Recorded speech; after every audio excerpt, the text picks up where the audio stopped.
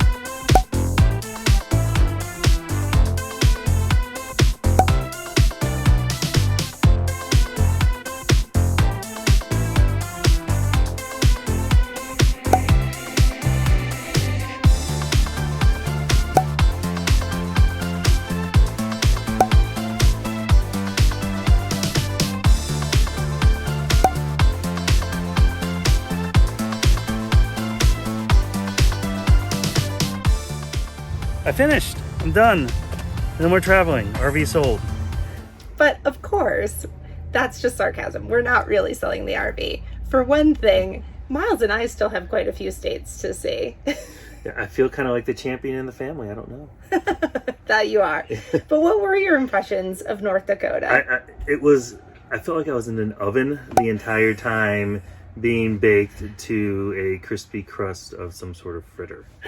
Oh my goodness, you guys. So I don't know how people live in North Dakota. It seems unfit for humans to live there. It gets to be like negative 30 in the winter. Yeah. But we're here the first week of June, like right after Memorial Day weekend, and it was over 100 degrees while we were there. The day before we got there was 108. Why? That seems crazy. Our neighbors told us that, this is odd for this time of year. It's usually in the 80s, which I would have loved. I would have loved 90.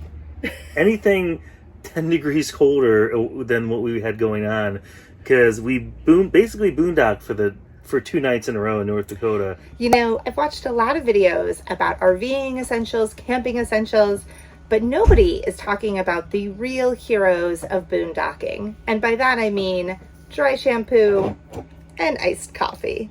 I couldn't live without these things when we are camping with no hookups, so thank you. And, full disclosure, we're in South Dakota now, and we'll get to that in a little bit. But as you can tell, I have showered, I have changed into my PJs because the past 2 days of going through muggy, hot North Dakota while boondocking with no hookups anywhere, it was rough, man. Yeah. It was rough. I definitely was smiling through my discomfort as we were at the visitors center in Fargo because it was a challenge.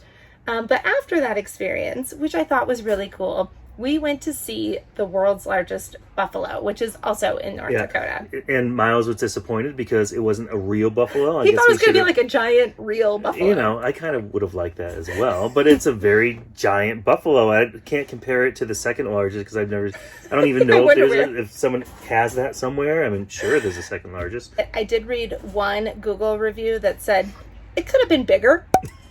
What, the bison? The world's largest buffalo wasn't big enough. It doesn't need to be bigger, Build it yourself and stop complaining. I thought it was plenty big enough.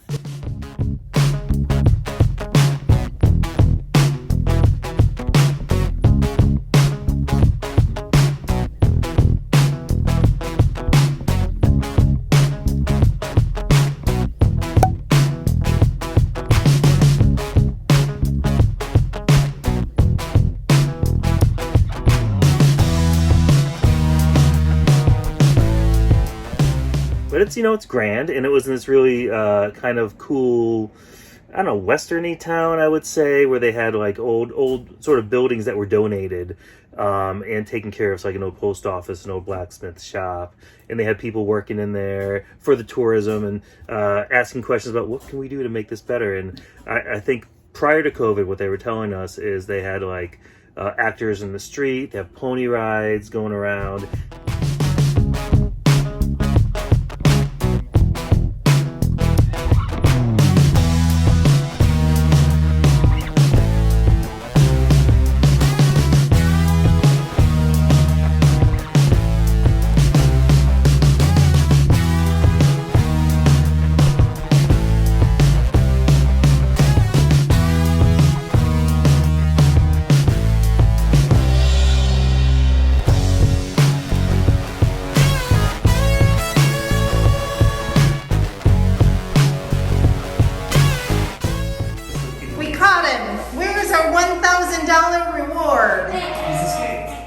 We did see horses, and they were supposed to be bison, but they were all, of course, staying away from the sun.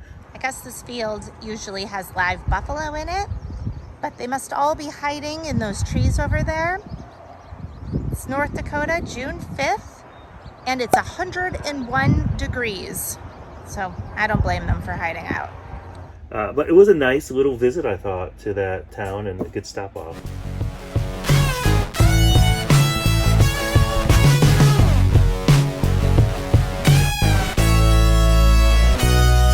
After the world's largest buffalo, we drove to our campground, which was just outside Bismarck, North Dakota. And I will say, it was incredibly beautiful. I had no idea that Bismarck was so beautiful, that it had such beautiful features. Our spot backed straight up to the water. There was like this beautiful, the Missouri River. A sandbar in the middle of the river where people were taking their jet skis and their boats and everything. Yeah, it looked so fun, so amazing. It was pretty miserably hot. So we saw all these people enjoying the water. We had nothing. We did not have a boat or anything to go join them, though I wish we did, because it was very hard to enjoy ourselves. We were maybe the only ones on our whole block of RVs that didn't have a kiddie pool with their feet in it. And I'm talking like no kids, just adults with their kiddie pools with their feet. Like, they knew it was going to be hot. Well, maybe we should invest in one. I know, right? Yeah. It's things we didn't think we needed to camp. The spot we did have, though it was beautiful, it was incredibly difficult to back up into the way we were supposed to. So I did about 2 or 3 times and centered myself, and then drove in the opposite of the one way to get it in. And we got it in, and it was fine.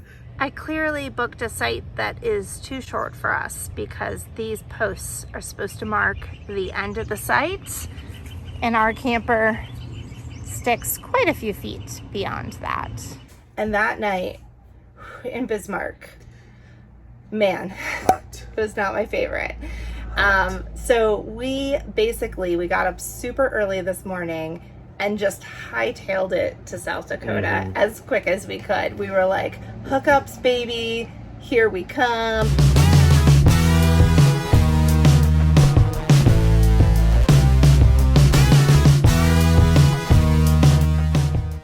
I do want to say that we will be back in North Dakota with better with where we know what the weather's going to be like.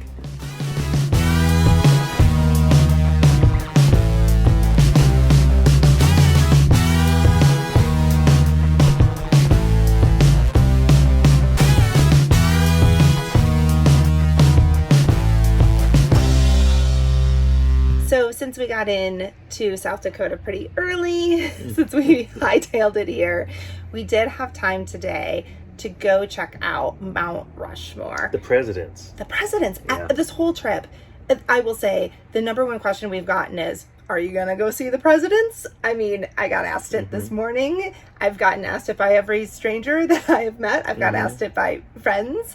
Everybody's obsessed with Mount Rushmore. And I will say, it was not super high on my must-see list. That's not why we're here in South Dakota. It does feel like one of those things, like, you see it and then you're like, great, I see Mount Rushmore. That's pretty incredible. should we go grab something to eat? It is maybe one of the most iconic things we're seeing on this trip, if not the most iconic thing. So I don't know why I placed it so low, and I will say maybe because it was so low on my list, it exceeded my expectations.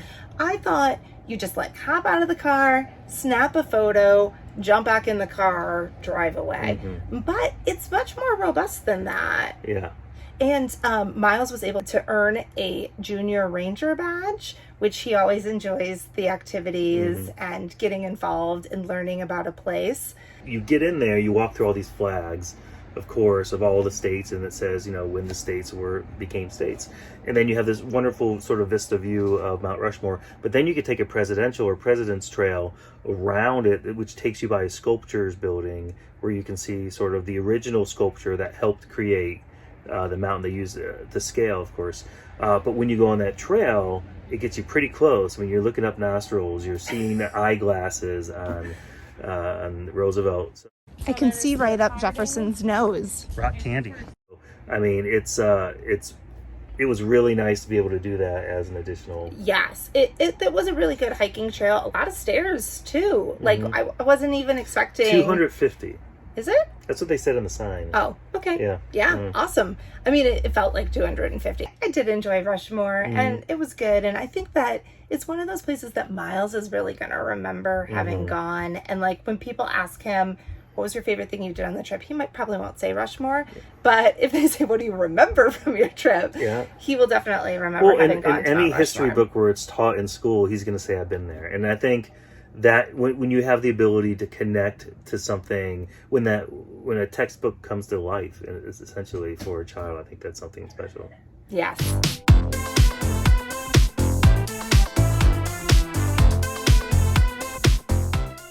Tomorrow we've got more adventure planned. We're going to start hitting up some of the state parks, some of the national parks, but right now I'm going to bed, man. Yeah. See those doors? That's our bedroom, so that's our boudoir. It's so quiet in there, let me tell you. The climate is perfect inside of here. We have the windows open. That's probably what I'm most excited about right now. Thank you, South Dakota, for giving me air conditioning and breezes.